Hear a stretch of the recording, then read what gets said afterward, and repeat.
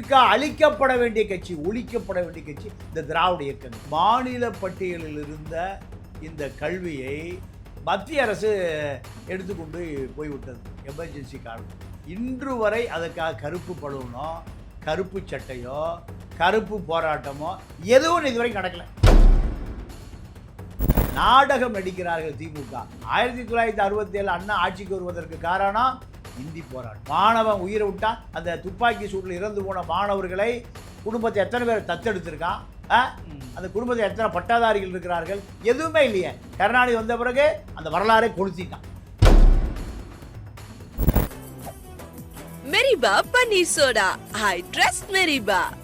5 ஆண்டு காலமா மாப்பிளைய 5 லட்சம் கோடி திருட விட்ட பிஜேபி எப்படி போராடுவான்?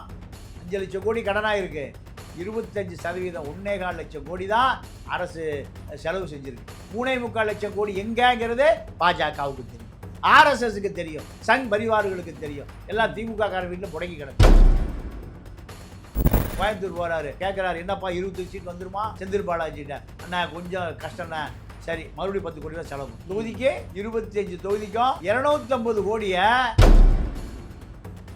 கல்வியை மாநில பட்டியலுக்கு கொண்டு வருவோம் வலியுறுத்துவோம்னு ஒரு தேர்தல் அறிக்கையில் 50 வருஷமா வைக்கிறாங்க. இதெல்லாம் நாடகம். காரி துப்ப வேண்டாமா கருணாநிதி குடும்பத்து மேல? விஜய் எதிர்ப்பதற்கான ஒரு ஆள் தான் பிரேமலதா. சமூக நீதி போராளின்னு வைக்கத்திலிருந்து நேரா விஜயகாந்த் வந்தாரா, பூர்ணிமா ராவ் வீட்டுல இருந்து வந்தார், ராதிகா வீட்டுல இருந்து வந்தார். பிரேமலதாவே 3வது மனைவி தானே. இதுதான் தகுதி யாருக்கு? டபுள் லாலிபாப்புக்கு.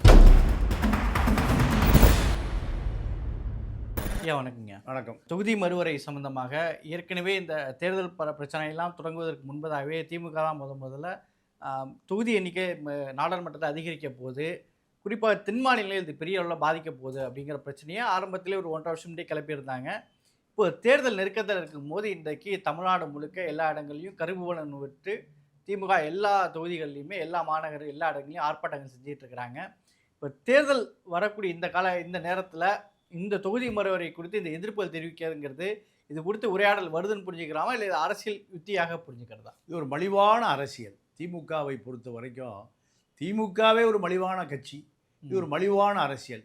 எமர்ஜென்சி காலத்தில் தமிழ்நாட்டினுடைய கல்வி உரிமை, அதாவது மாநில பட்டியலில் இருந்த இந்த கல்வியை மத்திய அரசு எடுத்துக்கொண்டு போய்விட்டது எமர்ஜென்சி காலத்தில். 76வது திருத்தம். ஆமாம். அப்போ இன்று வரை அதுக்காக கருப்பு பலூனோ கருப்பு சட்டையோ கருப்பு போராட்டமோ எதுவும் இதுவரைக்கும் நடக்கலை.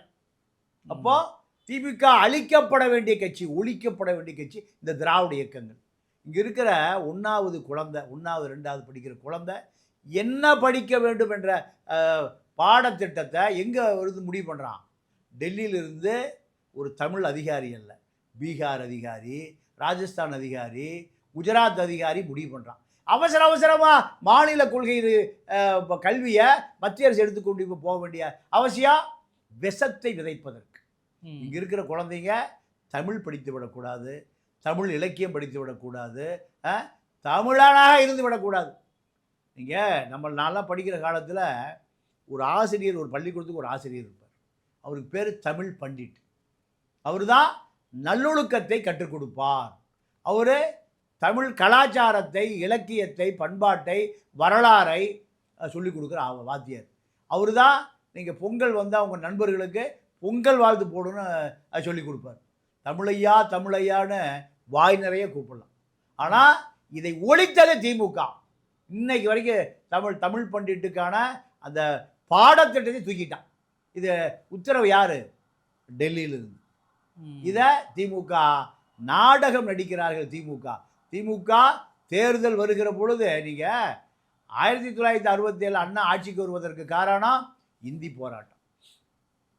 மாணவன் உயிரை விட்டா அதில் துப்பாக்கி சூடில் செத்து போன எத்தனை பேருக்கு இன்றைக்கி திமுக விருது கொடுத்துருக்கான், அந்த குடும்பத்தை வாழ வச்சுருக்கான். அந்த துப்பாக்கி சூடில் இறந்து போன மாணவர்களை குடும்பத்தை எத்தனை பேர் தத்தெடுத்திருக்கான், அந்த குடும்பத்தில் எத்தனை பட்டாதாரிகள் இருக்கிறார்கள், எதுவுமே இல்லையே. கருணாநிதி வந்த பிறகு அந்த வரலாறை கொளுத்திட்டான். இது எப்போ ஞாபகப்படுத்துகிறாப்புல?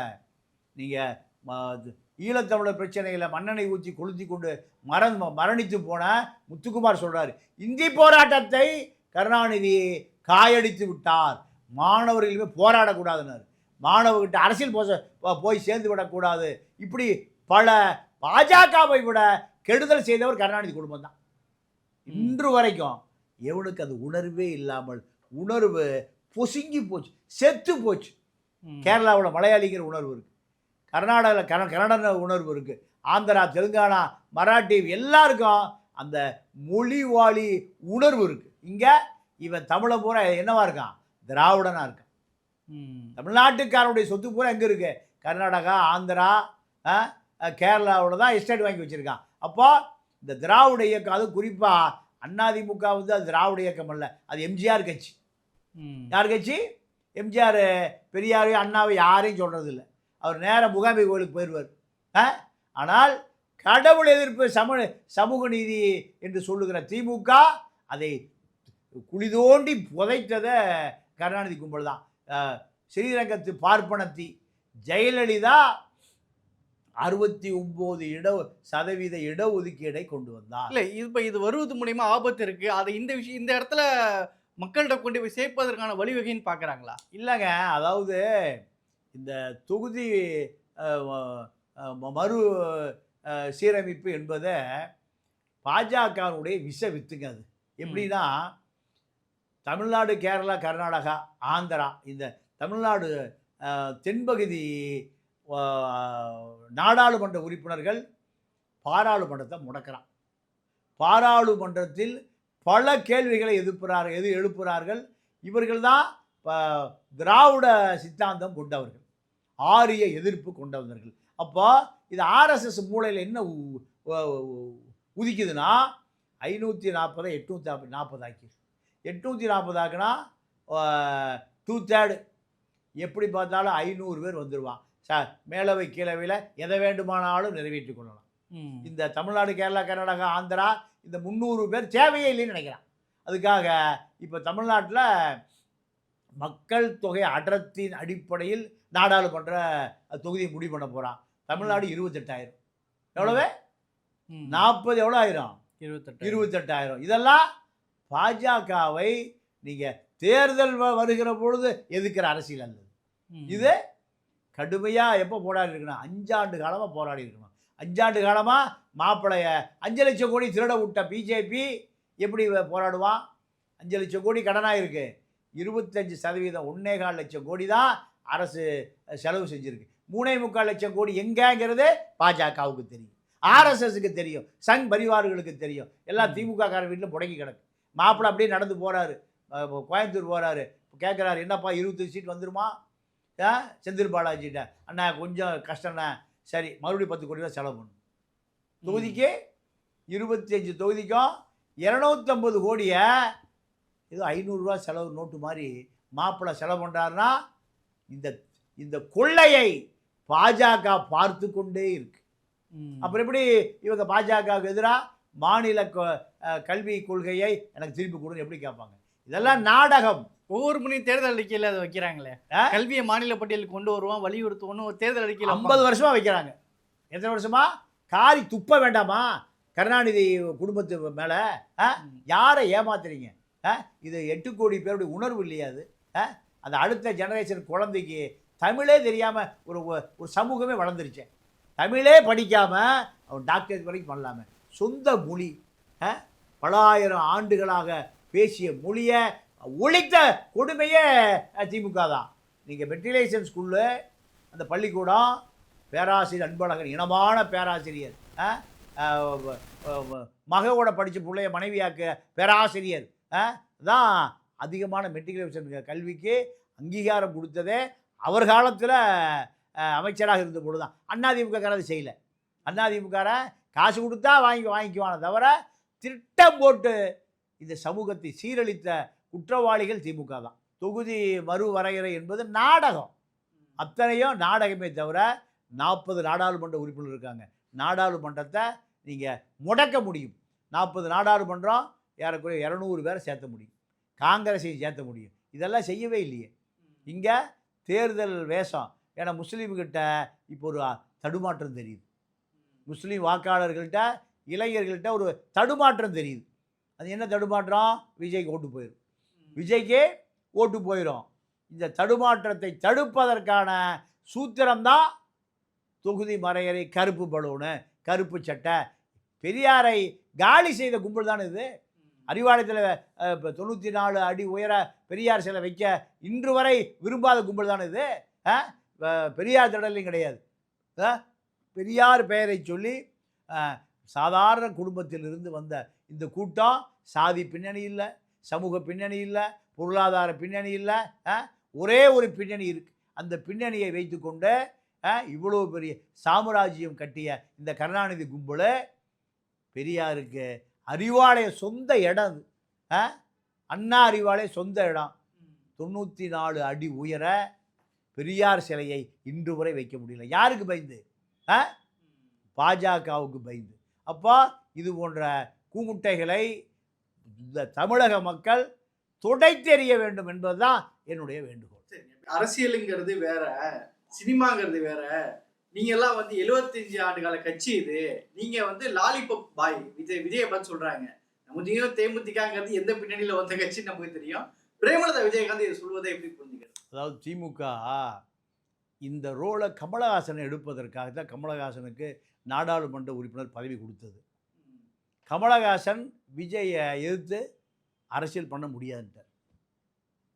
கமலஹாசனை எதிர்த்து விஜய் எதிர்த்து கமலஹாசன் படம், நீங்கள் விஜய் போகிற பக்கம் பூரா நீங்கள் போங்கன்னு பட்டியல் போட்டு அரசு பாதுகாப்பு கொடுக்க தயார் கமலஹாசனுக்கு. என்னை மன்னிச்சிருங்க, நான் என்னால் உடல் சோர்வு, வெளியூருக்கு என்னால் அலைய முடியல, இப்படி தப்பிச்சுக்கிட்டார். அடுத்து அவர்களுடைய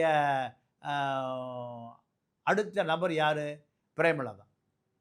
பிரேமலதாவிடம் இதை சொல்லியே நீங்கள் விஜயை எதிர்க்கணும். விஜயை போகிற பகுதி பூரா உங்களுடைய சுற்றுப்பயணம் இருக்கணும். இப்படி ஒரு விஜய் எதிர்ப்பதற்கான ஒரு ஆள் தான் பிரேமலதா. திருமாவளவன் இதை ஒத்துக்க மாட்டேன்ட்டார். திருமாவளவன் அதிருப்தி, சீட்டு கொடுக்கல, அதனால் விஜய் நேரடியாக என்னால் எதிர்க்க முடியாதுன்னு இன்னும் வருத்தத்தில் தான் இருக்கார். அப்போ அடுத்த ஆள் தான் இந்த பிரேமலதா. பிரேமலதா வந்த பிறகு நீங்கள் மைனாரிட்டி தெலுங்கு மக்களுடைய வாக்கு அப்படியே வந்துடும் நினைக்கிறது திமுக. இப்போ திமுகவே தெலுங்கு மக்களையும் பிரேமலதாவை நம்பி நிறுத்தக்கூடிய நிலைமைக்கு பின்னடைவு வந்து விட்டது. நான் கேட்குறேன், லாலிபாப்புன்னு அந்த அம்மா சொல்லுது விஜயை. விஜயகாந்த் அரசியலுக்கு வரும்போது 48 வயசு. அப்போ அவர் டபுள் லாலிபாப் இல்லையா? விஜயகாந்த் என்ன வைக்க போடுறதுல நேரம் வந்தாரா? திருவாங்கூர் ஜெயிலில் கையில் காலில் லீடிங் செயின், கழுத்தில் பட்டயம். இந்த குற்றவாளி வைக்கம் ஒடுக்கப்பட்ட புலையர் மக்களுக்காக குளத்தில் நீர் எடுத்தவர், சமூக நீதி போராளின்னு வைக்கத்திலேருந்து நேராக விஜயகாந்த் வந்தாரா? பூர்ணிமா ராவ் வீட்டிலேருந்து வந்தார், ராதிகா வீட்டிலேருந்து வந்தார். பிரேமலதாவே 3வது மனைவி தானே. இதுதான் தகுதி யாருக்கு? டபுள் லாலிபாப்புக்கு. சேலத்தில் ஒரு பிரமாண்ட கூட்டம், ஒரு 50,000 பேர் உட்காந்துருக்கான். இவர் மருந்தை சாப்பிட்டுட்டு எல்லாம் போயிட்டு காலையில் வர சொல்லிட்டார். மருந்து மயக்கத்தில் என்ன மருந்து நீங்களே அதை கண்டுபிடிச்சிங்க. அப்போ எல்லாம் போயிட்டு காலையில் வர சொல்லி போட்டார். ஐயா, இது மாநாடு கூட்டம், எப்படியா காலையில் வருவான்? நாம்ட்டார். அப்புறம் வாழைக்காயை புழிஞ்சு கொடுத்து, மருந்தை முறித்து, கண்ணாடியை போட்டு, இதெல்லாம் கழிவறைங்க, களி சடைகள். இந்த களி சடைகள் தான் தமிழ்நாட்டுடைய தலைவிதி, தமிழனுடைய தலைவிதி. திமுக அதிமுகவை எதிர்ப்பதற்காக மக்கள் கண்டுபிடிச்ச ஆளுதான் டபுள் லாலிபாப். இப்போ சிங்கிள் லாலிபாப். நாட்டில் லாலிபாப் தான் அரசியலாக இருக்குது. இந்த அரசியலை பிரேமலதாவை பெரு விலை கொடுத்து திமுக வாங்கியிருக்கு. சரிங்க. இப்போ இன்னொரு பக்கம் விஜயை பற்றி சில ஆடியோஸ் வெளியே வரதா பார்க்க முடியுது. விஜயுடைய தொண்டர்கள் திருவண்ணாமலையில் ஏவாவேலுடைய தொகுதியில் பிஜேபி தான் அங்கே நேரடியாக திமுகவோட மோதுது. இப்போ நமக்கு அந்த தொகுதிகளில் பாஜக இருக்கிற தொகுதிகளில் போய் பாஜக ஆதரவாளர்கள் இருக்கிற இடத்துல போய் தாவேக்காரவங்க பேசுகிறாங்களா, இது மாதிரி நீங்கள் பிஜேபிக்கு போடுறதுக்கு எங்களுக்கு வாக்களிங்க, எங்களுக்கு ஒரு வாய்ப்பு கொடுங்க அப்படின்னு சொல்லி கேட்குறாங்களா. தாவேக்காரவங்க அப்படிலாம் நீ பரப்புரை பண்ணாத, பிஜேபியை எதிர்த்தெல்லாம் வாக்களிக்க, அதுக்கு தலைமைக்கும் நமக்கும் உள்ள வேறு டீலிங் இருக்குது, திமுக மட்டும் டார்கெட் பண்ணு அப்படின்ற மாதிரி போட்டிருக்காங்க. இது அனைத்து திமுகவுடைய சோசியல் மீடியா எல்லாத்துலேயும் இது போடப்படுது. இப்போ விஜய் வந்து கொள்கை எதிரின்னு பாஜகவை சொன்னாரு. ஆனா பாஜக ஓட்டுகள பிரிக்கக்கூடாது. பாஜக எதிர்ப்புல களத்துல கூட பண்ணக்கூடாதுங்கிறது தான் தாவேக்கா நினைக்குது. அந்த ஆடியோவை பத்தி எப்படிங்கய்யா புரிஞ்சுக்கிறது? இல்லைங்க, அதை கீழ்மட்டத்தை பொறுத்த வரைக்கும் ம். பெருசா அரசியல் தெரிந்த இளைஞர்கள் அல்ல அவர்கள்.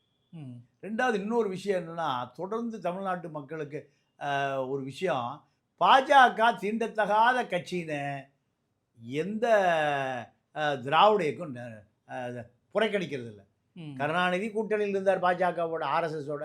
திருமாவளவன் கூட்டணியில் இருந்தார் 98ல். அப்போ இவர்களுக்கு தேவைன்னா அவன் தீண்டத்தகாத கட்சி, தேவையில்லைன்னா ம். இப்போ இந்த அரசியலை தமிழ்நாட்டு மக்கள் புரிந்து கொண்டார்கள். ம். இது இப்போ முஸ்லீம் வாக்கு இளைஞர்கள், அதாவது முதல் முறை வாக்குரிமை பெற்ற இளைஞர்களும் ஆண்களும் பெண்களும் நீங்கள் விஜய்கிட்ட அந்த ஓட்டு போக போகுது. ம். திமுக ஓட்டு தான் சேதாரமாகுது. ம். இதை தக்க வைப்பதற்காக நீங்கள் திமுக படாத பாடுபடுது. ம். இந்த திமுகவுடைய தடுமாற்றத்தில் பல விஷயங்களை தோண்டி எடுக்கிறதுல கிடைச்ச விஷயந்தான் அது. ம். அவனுக்கு அரசியல் தெரியாது. யாருக்கு? விஜய் ரசிகனுக்கும் பாஜகனா யாரு? ம். ஒட்டு மொத்தமாக திமுகவை எதிர்க்க வேண்டியது மொத்த அசைன்மெண்ட். ம். அதில் அவனுக்கு தெரிஞ்சு அவன் சொல்கிறான். இப்போ பாஜக தலைமை என்ன சொல்லுதுன்னா, டெல்லியிலிருந்து ம். திமுக வரவே கூடாதுங்க, நாங்கள் தோத்தாலும் சரி, யார் தோத்தாலும் திமுக வரக்கூடாது. ம். நீங்கள் எடப்பாடிகிட்ட ஒரு 90 சீட்டு நீங்கள். அழகிரி குடும்பம் இருக்காங்கல்ல, ஆமாம், அவங்க கலைகிரி குடும்பத்தில் இருக்கக்கூடிய ஒரு பொண்ணு, இந்த வாட்டி தொகுங்கு சட்டமன்றம் தான் வரும், விஜய் தான் இந்த வாட்டி வெற்றி பெறுவான்னு கருணாநிதி குடும்பத்திலேருந்தே ஒரு குரல் வந்திருக்குது. ஆமாம். அப்போ இந்த பாஜக என்ன நினைக்கிறாங்கன்னா, ம். விஜய் எப்படியாவது 10-20 சீட் வந்துடுவார், ம். இதை வைத்து எப்படியாவது ஆட்சி அமைச்சு விடலாம், திமுக ஆட்சி, சாரி அதிமுக ஆட்சி, திமுக ஆட்சியை கவுத்தரலாம். இதே டெல்லியில் ஒரு ப்ராசஸ் ஓடிட்டுருக்கு, ஆர்எஸ்எஸ்ல ஒரு ப்ராசஸ் ஓடிட்டுருக்கு. ம்.